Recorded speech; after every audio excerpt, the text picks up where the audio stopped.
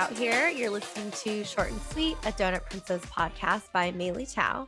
And thank you guys so much for listening. I hope you know that my podcast and the goal of my podcast is for you to listen to it and walk away with it with a new perspective, whether it's about the perspectives of society, of your own upbringing, or your own creativity or career choices. I hope that you are listening to this and getting some value. I bring on some amazing guests who I feel like have made a really big splash in the community. Today we have Kat Lieu. She is the originator of Subtle Asian Baking and so much more. And I just wanted to give her a warm welcome. Kat, welcome to Short and Sweet Podcast. Maylee, thank you so much for having me. It's such an honor. Thank you. And so, tell us a little bit about you. Like, where were you born? Like, what's your nationality? What's your full-time job? And we'll get into Subtle Asian Baking a little bit later on in the episode. Yeah, sure. So my name is Kat Lieu. I was born in Montreal, Canada, many, many years ago. So I'm almost 40. That's crazy. I can't believe it. I still remember when I was 13. It was so long ago. Forever And then 13, though. You know what I I hope mean? so. Keep it young in the brain, right? Yes. And my parents and I came to America when I was about 2 years old. So my dad drove all the way from Montreal to Brooklyn, and that's where Wow. we lived for the next 30 plus years. And now I am located in Seattle, Washington. For 13 years, I was a doctor of physical therapy and a certified lymphedema therapist. But in 2021, I moved into full time as a writer and an author, a cookbook author, and also Amazing. the originator and admin of Subtle Asian Baking. And I am now a resident of Seattle, Washington, and I really, really love it here. I've heard really good things about Seattle. I've been there and it's like clean, crisp air. There's like lots of different parts of it like that. It's like so much nature's out there too, which is really, really nice. That's what I really, really love about Seattle and the Pacific Northwest. Is that when we were flying home on the plane from New York City, where it's the concrete jungle, and I love New York because I've been there for most of my adult life, right? Mhm. But when we saw those mountain ranges and that beautiful blue skies, a lot of people think that all we have is rain throughout the year. It's untrue. The summertime is the most beautiful time. Very little humidity, no mosquitoes, cool, crisp air until we have a heat wave here and there. Yeah. But just seeing those mountain ranges, I was like, I'm home. I'm Yeah. so home. It's peaceful and you found this new home in Seattle. Have you been able to connect with like a lot of the community members out there in Seattle that are also Asian American? Yeah, absolutely. So funny because we moved into a city called Renton, which I never heard about because, Mhm. I'm a New Yorker. I thought only New York exists in my mind. We have a type of mentality like that. So Renton was a city that I never thought I would live in. I heard about it when I was in Bellevue, which is a sister city of Seattle, and Mhm. people were talking about it being up and coming. This was around 2016, I believe. Okay. And so we explored the area and realized how diverse it is. So Yeah. I, by background, is 61% Vietnamese, and the other percentage is Chinese, and then partially Neanderthal, according to my 23andMe Okay. test. And then coming here to a new neighborhood, I didn't realize that down my entire block were people who spoke Cantonese just like me. So we befriended each other very quickly due to Love our it. similar language, upbringing, and cultural background. So it's a very, very diverse city. There's a lot of, Asian Americans in our community along with other diverse cultures. So it's just really, really beautiful. I love that. I think, resonating too. It's like when I grew up here in LA, LA's very big as well. And I actually didn't grow up with that many Asian Americans until I went to college and was like, whoa, there's so many Asians everywhere. Like, this is really cool. And also like getting to know all the different types of Asians that are outside of your own. And really just talking about similarities in culture. I think that was like my favorite icebreaker when I meet another Asian American. Yeah, I think absolutely. that it's really cool that you shared about how you were pretty much like in the physical therapy realm for 13 years. And, what made you kind of jump to a full-time author admin of this group?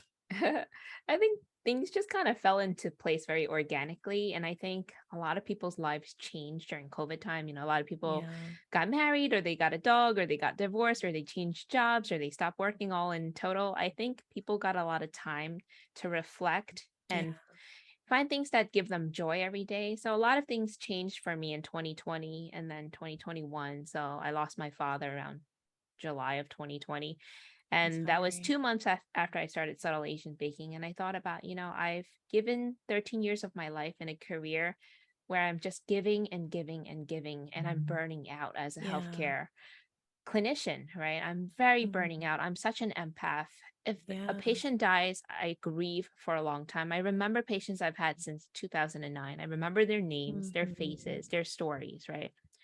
So I thought, maybe there's another way that I could give back, but where I don't have to lose pieces of my heart, I feel Yeah. sometimes, Yeah. right? Because you're just so like attached to these people that you're healing Yeah, and you don't forget them. They're like they make an impact on your life just as much as you on them. exactly. And I looked at my father as he was passing away and I thought, what were his dreams? He couldn't live out his dreams. I didn't know what they were. He had Lewy body dementia. That's what Mm. Robin Williams had. So he lost conscious thought very early on. So he was around Mhm. 72, 71, 72, right? So I have no idea what his dreams were. And Yeah. I don't want to end up that way. I don't want to be that Right. person where I couldn't live out my dreams. And for the longest time, I've wanted to write, I've wanted to bake, I've wanted to embrace my creative side. And maybe I'm probably much older than you, but my parents were all about, honoring them, right? Yes. Following a good path, a stable career, being in healthcare because my uncle was a neurosurgeon, my older sister was a dentist. They made money, they Mhm. had stable living, right? They didn't think that, my parents didn't think that I would make a living as an author. There wasn't an author that I could relate to much, right? Someone who looks Right. like me when I was growing up in the 90s, right? In the early 2000s. So they only knew that there are medical doctors and healthcare was the path. They didn't think that, oh, Kat can write, Kat can draw, Kat can bake, and so forth. And I don't resent them. I don't resent them one bit because they helped me afford some stability where now I can pursue my dream in this startup that is Subtle Asian Baking. It's not something that's selling anything other than my cookbook, right? Mhm. So Mhm. without that stability that I've earned over the years as a physical therapist, I wouldn't be able to pursue my passions and dreams now. So double-edged sword, right? Your passions and your careers, how you get there, how you build that foundation doesn't always pay the bills, right? So Right. I eventually it may, right? Yeah, You put your yeah. enough time and effort and your heart into it, it may, right? So Yeah. that's how I did my switch. I something activated in me, something changed my heart a little bit. I felt that every day I should live joyfully where I can give back with my great community and platform, but without losing pieces of myself too, Yeah, that's so powerful. And thank you for sharing that about your family and your Yeah, experience. of course. I'm actually 32, so I'm not that young anymore, but I can definitely, when you were talking, really resonate with your journey because I feel like I kind of went through a similar thing. I've always wanted to write a book since I was 8. And I remember talking to my parents about it, and they were like, no, you don't want to be an author. You want to be a business person. Like you want to go you want to be a lawyer, you want to be a doctor. Like they kept pushing me in directions that, like you said, were very stable. And Hmm. I don't blame them as well. Like I don't blame them for any which way they tried to steer me. But I think inside of us lives a creative person, whether that's writing, painting, baking, whatever it may be, that I look at like, if I have kids in the future, which I will, and it's like I want to kind of encourage them in that direction, but also I see the really the logic of why our parents pushed us in that way because without the financial stability before building that part layer, then now you have a little bit more freedom to have like a buffer, right? Like a buffer to do something more creative that might not really make a ton of money at first. And I love how you came to that realization, like that thing turned on, like it I think what it has to do with, it's a little bit about like that preciousness of life where you look at your parents who gave us everything, they sacrificed so much, but it's like, and then you look at their creative inner child, like what did they have to give up to not do the things they wanted to do for us? And I think that Hmm. it's so cool you came to that realization and subtle Asian baking came into play. So for those of you out there who don't know what subtle Asian baking is, Kat, could you really like explain this? I've like think I've been in like a different subtle Asian group, but from what I've seen, it's pretty much a place where people come in, they share recipes, they share memories, and also it's a great place to connect with you and your book. So explain subtle Asian baking to us. Yeah. So in 2020, COVID happened, of course. We're all at home, stuck at home. And you always look for some things that comfort you, bring you back to your childhood memories and so forth. A lot of people were eating cakes at home, celebrating their birthdays alone, right?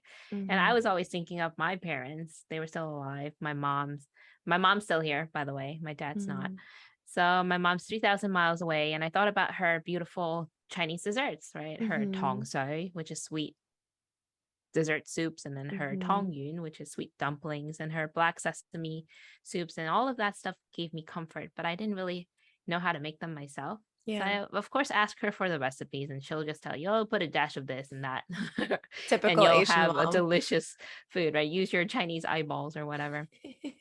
So I'm trying to connect like dots and see if there's this space where I can talk to other bakers who want to bake this way, right? How do I make the Yeah. best milk bread, the best mooncakes, egg tarts? And when you Google milk bread back then, the first recipe was by someone with a Western name, not a Japanese baker and author, right? It's not that it's not authentic, but I do want to see, recipes from people who have stories that are more like mine too, Mhm, right? Like mhm, them having baked the milk bread with their grandmas in their homes in Japan, things like that. I want those connections and those stories too, right? There's feed baking, but there was nothing like subtle Asian baking at that time. So mhm. mainly I saw a need for it. I said, let's build that community. Let's call it subtle Asian baking because they had subtle Asian cooking, they had subtle Asian traits, but Mhm. nothing related to just baking or baking Yeah. the Asian way.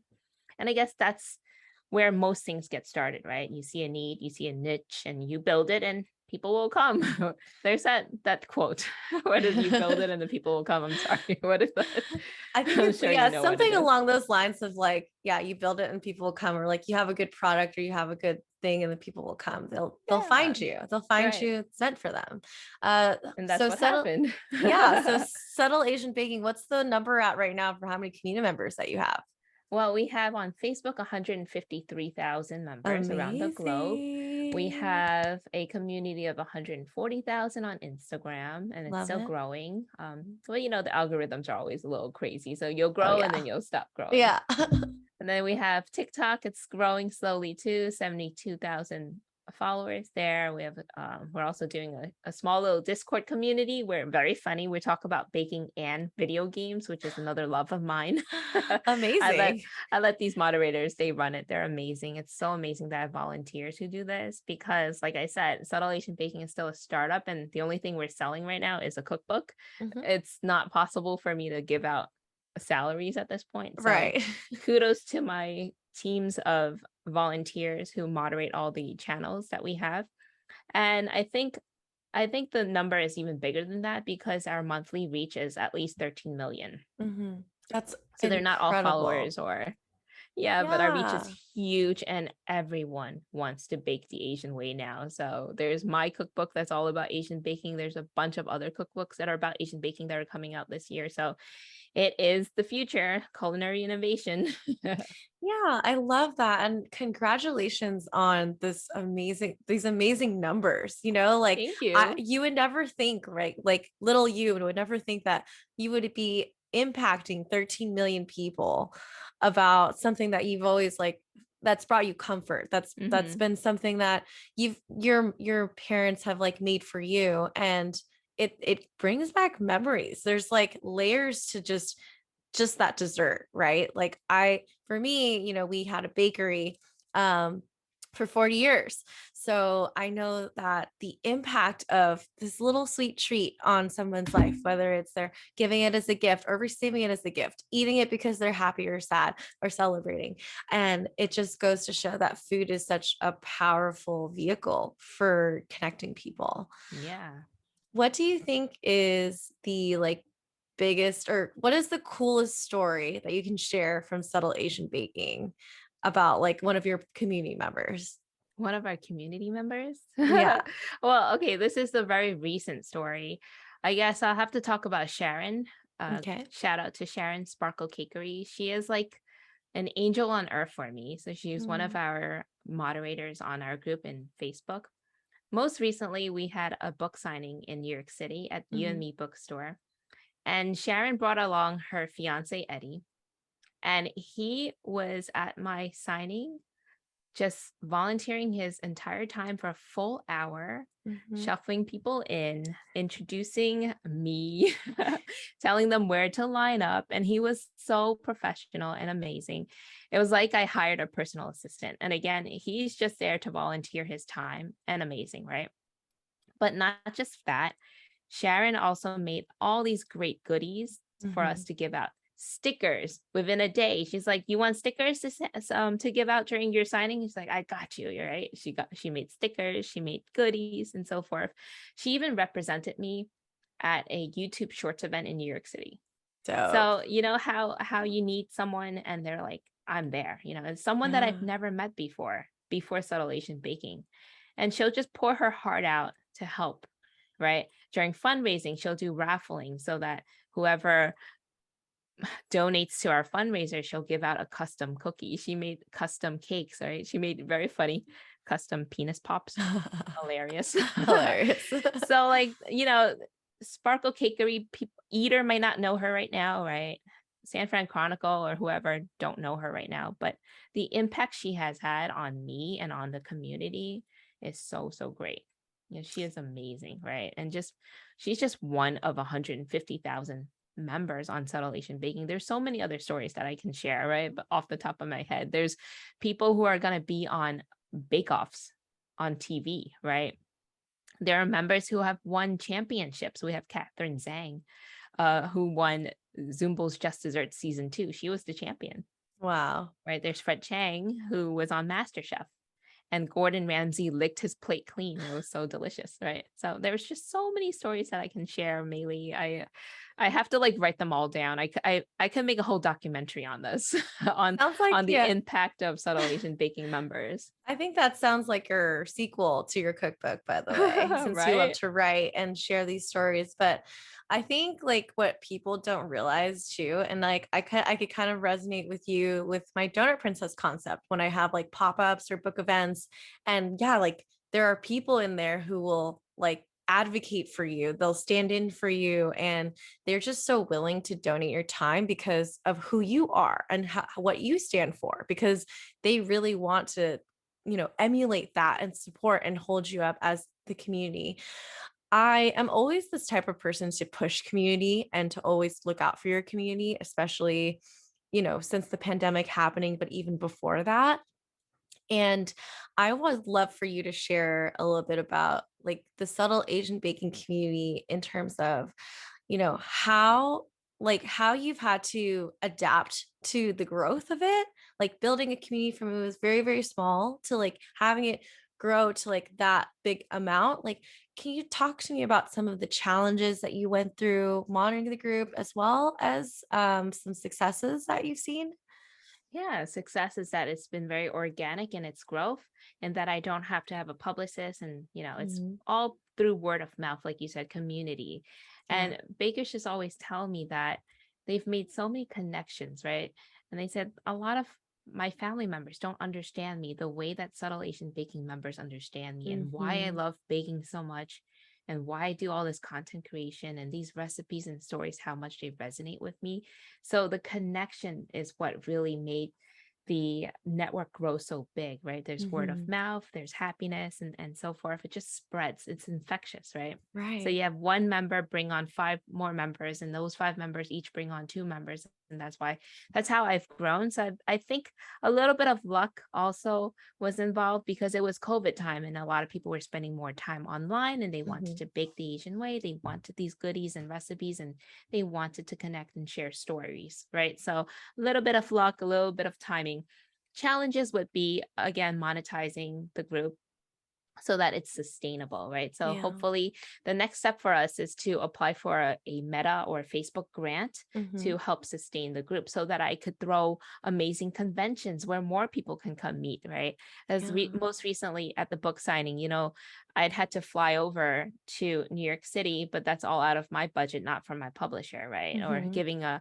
having a dinner for some of our subtle Asian baking members, that's all out of my own pocket, right? Right. So, sustainability and financials, that's been a challenge and a continued challenge, right? I'm hoping that the book's advance and the royalties that I've made can help sustain the group another year or so and so forth. I'm sure the opportunities will keep coming in as we grow more and more and Yeah. more, but that's one of the challenges. Another challenge is that it's a full-time job for me now, right? To be Yeah. able to run all our bake-offs, to be able to do our collaborations, the brand partnerships, the content creation, the fundraising, and so forth. That's a full-time career for me. So no longer am I a physical therapist. I put myself fully into this group, right? Successes, again, just being able to bring out a whole cookbook, right? Yeah. That's inspired by the community. That's a success. Having been on, so many podcasts, on Tamron Hall show, on Eater, and just making so many friends and connections, those are all successes, I have to say. And there's a huge project that's going to come out. I can't say what it is yet, but that's going to be a huge success. Um, Phenomenal, magical, Okay. and so forth. A second cookbook that's in the works, right? And so forth. But yeah, it's a mix. Not every day is full of challenges and not every day is full of joy, but the overarching picture is that it's worth it. The group Yes. is worth it, the community is worth it. The movement towards Asian baking and bringing it out to the world, right, is all worth it. What's your favorite recipe that's featured in your first cookbook? My first cookbook. Here it Hmm. is. Yeah.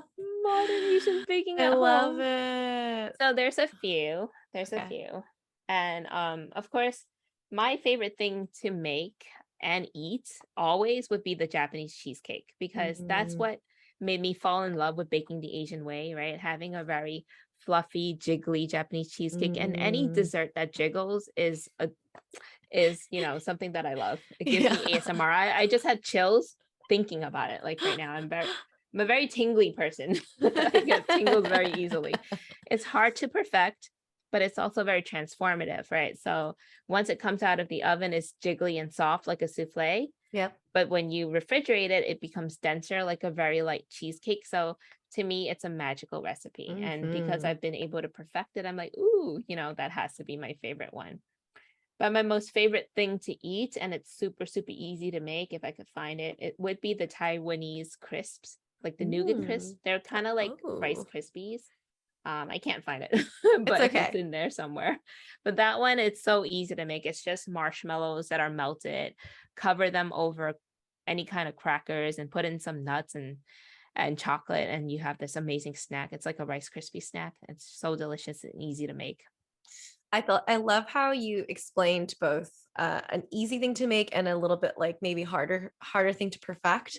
And what I feel that your cookbook does is it's inviting people to come into this world where maybe they're not a baker, maybe they're just so intimidated with kitchen. And I would say that besides donuts, which is like what our family's made for a long time, like I'm very intimidated of stepping into the kitchen oftentimes because my mom, like she just like dominates the kitchen, right? Like anytime I ask her what the recipe is or how to make it, she's just like, by the time I get there, it's already done, or it's like you said before, like a dash of this and a dash of that. And like you, and then taste it, you're there. You're like, wait, no, like how? And what I think like you've really done is like created like a really valid resource that can communicate to our generation, right? Like we're English speakers who are trying to connect back to our roots, but we're not sure quite how. And even sometimes, my little sister, she's like in the kitchen baking, and my mom will like discourage her from it. And I can see, like I've been in that situation where the Asian parent has like been like, no, trying to take the like not take it away, but just try to steer them away from that certain part of creativity. And so I'm curious also to hear like for you, Have you gotten any types of people like the people that I've just described where like they're new bakers, they come in and they learn so much from the group, and like what's that like to hear those stories as the owner of the group? Well, that's the whole point of it. That's the whole point of the group. And I want to preface that it's a diverse and inclusive group. So Hmm. it's not only for people who are Asian, it's for anyone who wants to learn, who wants to appreciate Asian baking recipes, who wants to give, start their own type of stories that they want to share to the world, right? So I want to preface that. I want this to be a world where my son can bring in an ube cookie and he's half Filipino, right? And no one Hmm. will yuck it and say that looks like mold. That's what I want. I want people to say, his friends to say, whether they're Asians or not, and say, oh my gosh, ube cookie, can I have one? Versus Yeah. when I was growing up, people would be like, matcha, moldy, right? Yeah, Or that's like, so your food is true. disgusting. I don't want that, right? Yeah. Food should belong to everyone, right? Food should be Yeah. something that's beautiful to everyone. But, I do want us also to reclaim some of our narrative and to be the experts of our culture and our food. And then when anyone else, if you're not from the culture, show the appreciation, give back to the community. You can do whatever you want. You can go ahead and write an Asian baking cookbook if you're not an Asian, as long as you give back to the Asian community, as long as you give Right. kudos to that culture that originated that recipe, right? That's what we're saying. We're not gatekeeping. I It's love not, that. I love right? that inclusivity part about it is, yeah, you're not limiting it to you have to be Asian to join this group. It's Hmm. like, I love what you said about reclaiming your narrative of that these are our recipes from our cultures that we want to make, number one, master, and number two, share with the world. And number three, I feel that food is a language that is spoken that can just, like you said, it belongs to the people. Like you can always connect over the types of food, but with the understanding of like the origins of the ingredients and the region of where it's from, and I mean obviously the taste is Hmm. really really great. um would you say that having something be like not too sweet is a very Asian thing to say about dessert? It's a very East Asian thing to say, I have to say, Yeah. because if you have, like, let's say Indian desserts, they are a little bit sweeter. Hmm. And my husband was telling me, like, he likes sweeter things. So his desserts have a lot of, like, he's Filipino, a lot of like condensed milk, a Yeah. little bit more sugary, right? And then syrups to go with it. But for me and my aunties and my grandma and my mom, like, if it's not too sweet, but it has this, in Cantonese called hung, Hmm. scented, and then a little bit of sweet umami. I don't know how to explain it. So yeah, if it's not too sweet, it's perfect. It can't ache your teeth. It can't be like frosting. Hmm. So like the Hmm. Japanese cheesecake is perfect because it cuts away a lot of the sugar and so forth. I want to hop back to your question before, where it says like when you were talking about an experience when someone made a recipe or so forth. So Hmm. there's a lot of people who have said, I've never made bread before, but now I could finally make milk bread. I could finally use your recipes. They're so easy to follow. Or I have ADHD, and I've been making your milk breads and it's working out so well. So those are things that really drive me to continue to write and be a full-time author and food writer. Kat, you've made just such an impact on so many people. No. I think that like it's interesting to see when I'm interviewing people who are literally artists, creative people with food or whatever it may be, and what drives us is just the impact of even just one person, right? Mm, And then when you see that it's like an impact on a diverse amount of people, not just like your family, but it's like people from all around the world who are learning about your story, who are trying your recipes, and it's touching, and I think that's just it's just a feeling that I can't really replace with another feeling of just like feeling like you're a contributor to society. Did you ever expect this to happen as you were quitting your job in physical therapy and just starting out subtle Asian baking? I guess I've always been someone who like to make an impact. Hmm. Very early on in my physical therapy career, I've made an impact too. I'm actually an award-winning physical therapist, and I started a Nice. lot of things. So I love to start things with my own hands. I Yes. started the very first hospital-based lymphedema clinic for Asian Americans in Brooklyn with a hospital, with Maimonides Hospital, and it was all about treating lymphedema. And I think it goes back to when I was a kid, having Hmm. won some awards on stage for spelling bee, for I don't know, an art contest, just getting that applause and knowing that you can make a difference and then, Yeah. you could shine that way, right? It felt so good, especially when that's all over. I was back to being this invisible person, right? Yeah. Whose voice never seemed like it mattered much, even though I had all these grand ideas. I saw a lot of people overshadow me at Hmm. work. They'll say the same exact thing I said, but in a different tone, and then it'll be applauded, or they'll get the Right. promotion that, I've been waiting for. I've always wondered why. And then I realized, I have a powerful way with my words, right? Hmm. So behind the screen, you don't see my face as much, right? Hmm. So I can impact people with my words. And now with this huge platform that is Subtle Asian Baking through all of our social media channels, right? But I do want to put my face out there a little bit more because I want people Yeah. who look like me to be proud and to know that, hey, I could be vocal too. I no longer have to be Yeah. this invisible person. I can be vocal. I could be viral. I could be visible, right? It's been hard though. There's a challenge because once I was Hmm. telling people on my TikToks, they were going viral. And I was like, hey, I wrote a book. I'm an Asian female author. I got a lot of hate Hmm. because I was not in my place being that demure, quiet Asian female that people Mm. expect from you, right? Someone who Mhm. doesn't really have a voice, right? So, again, double-edged sword, being visible has its pros and cons, right? And I Yeah. do sometimes fear that I'll get people to come on and like maybe call the SWAT team on me or something. I get these kind of fears, like threats. Mm. Been threatened before. So please don't do that, guys. Please, I'm just a normal human being who just wants to live peacefully.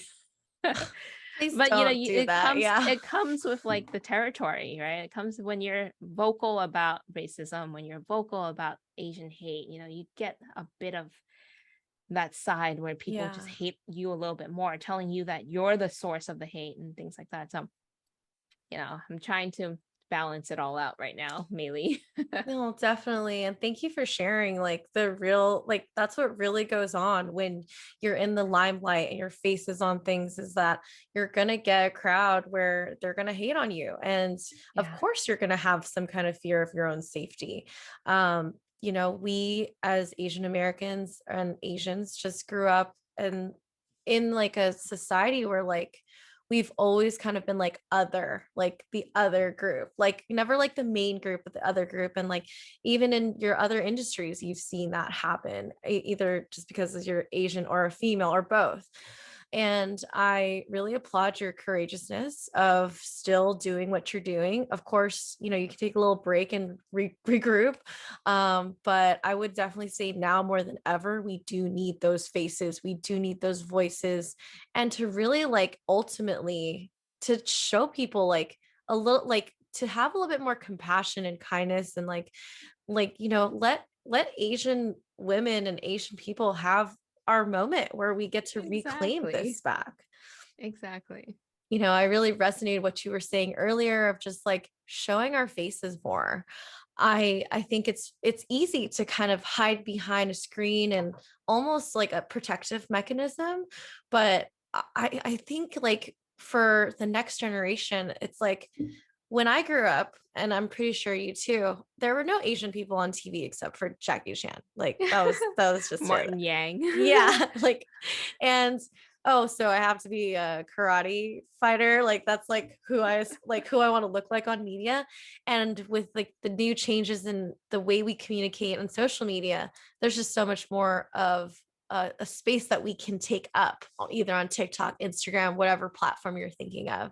Right. Um, and it's I feel like though, even though we've done that, we're showing our faces, we're regaining that narrative. I know that there's a lot of people out there who are still scared for the very same reason, their own safety, especially with all the Asian hate crimes that are happening.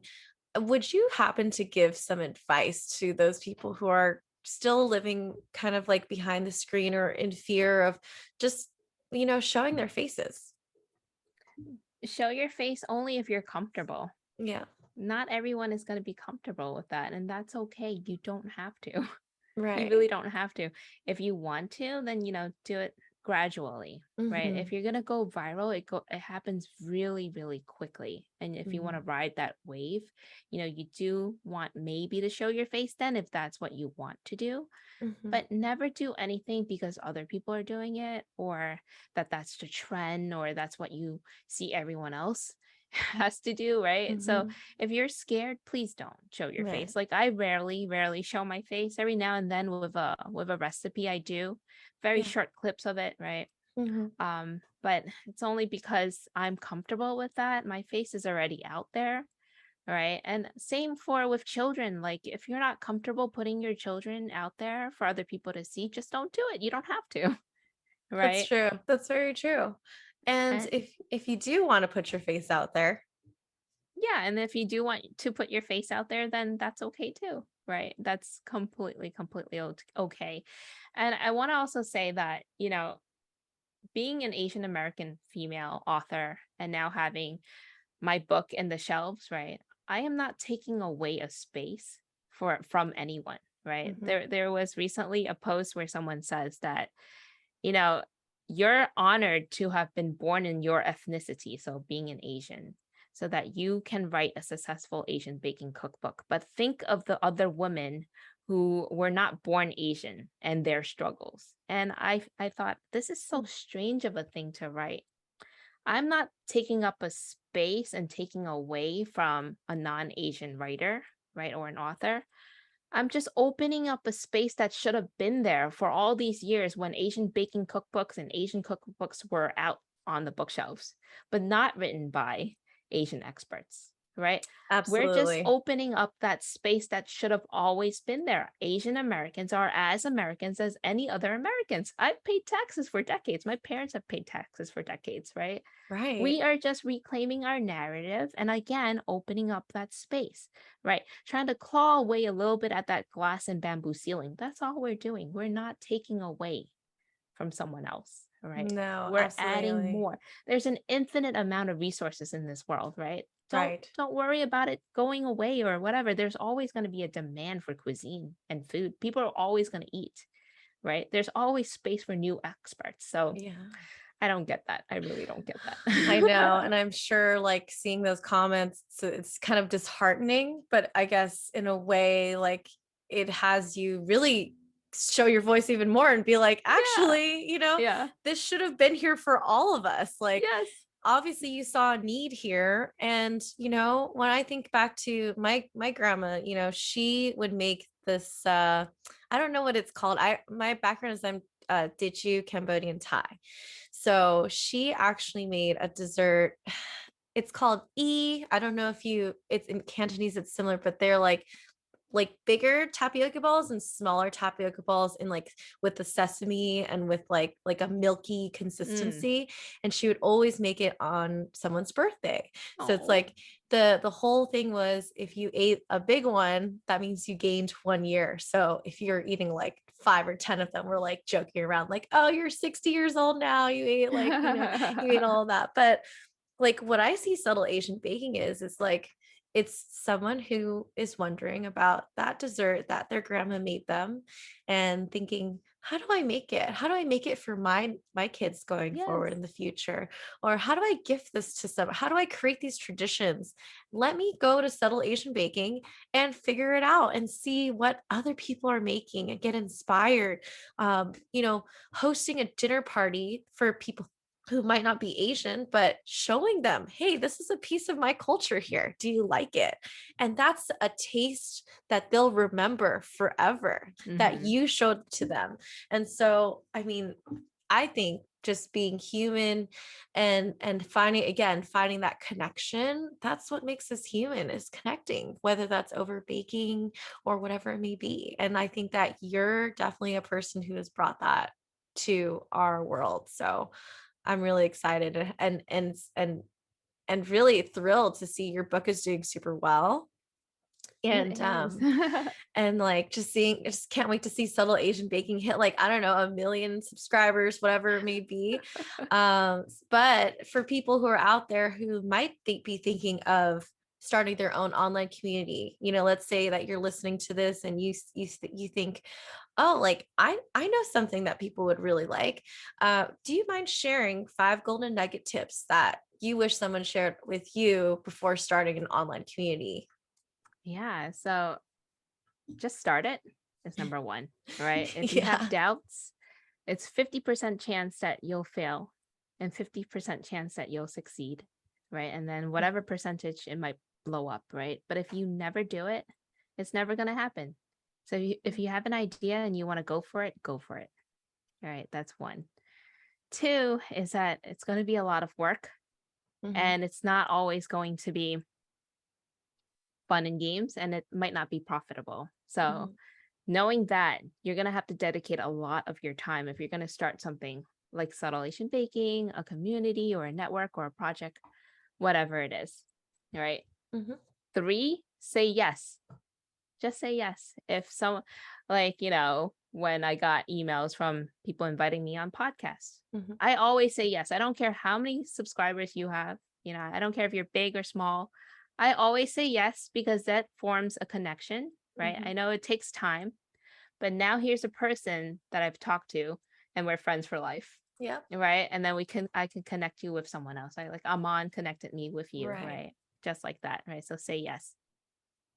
Number four is conversely, it's okay to say no to some things. So Yes. you don't have to say yes to every single thing. That's the problem with being an Asian American female is that I have a very hard time saying no to people, right? And that will burn you out. So don't be afraid to say no when you need to say no. Mhm. Okay. But like I said, don't bypass a lot of opportunities, but not every opportunity is an opportunity that you need to say yes to. And five, finally, take care of yourself and each other and your loved ones. That's the most important thing. Subtle Asian Baking having 1 million followers, great. But at the end of the day, what brings me the most joy is just having a meal with my family, just Mhm. sitting down playing video games with them, turning my head and seeing my son right next to me, right? Mhm. And knowing that I'm trying to build a future where he'll be safe and he wouldn't face what I had faced growing up, the racism, getting punched on the streets, and all kinds of things that I don't want to talk about. It's so traumatic, right? So just Yeah. knowing that I'm here to build a better world for him and that, I have him, he has me, family is so important and yourself because you only have one life. So Mhm. whatever you're building, it's great. That should be secondary to your love and your own life and your health. All right. It should never consume you to the point where you lose friends, you lose family, and you lose yourself. Right. Right. So that's not it. Right. I will say that I do work like maybe 60 hours a week. Right. But in those 60 hours, I give myself time. I put a face mask on. I Yeah. go play video games. So that's part of my 60 hours. There's a lot of balance, baby. Oh yeah. And a lot of So time to like understand what balance is like for you. yeah, exactly. Because It's I feel different for like, everyone. yeah, you can always go on like different spectrums. Like I feel like there are times where you're going to feel really burnt out. And that's when you have to be aware of like, hey, I'm feeling really burnt out right now. You have the power to be like, okay, let me just slow it down or let me just say no because I don't have the bandwidth. And Hmm. that's something that I still deal with as like right now today is like I'm like you. I say yes to everything. But then sometimes you gotta say no. Exactly. Exactly. All right. Well, I had an amazing time chatting with you, and I feel like we really resonate and have like very similar views on what community means to us and the things that we're building for the next generation. And it was so touching to hear a little bit about you and your story. How can people find you? And how can people buy your cookbook? Yeah, certainly. So if you have a favorite indie bookstore, definitely go support them. I know a lot of bookstores have modern Asian baking at home on their shelves. Not Barnes and Nobles yet. I'm not sure what's going on there.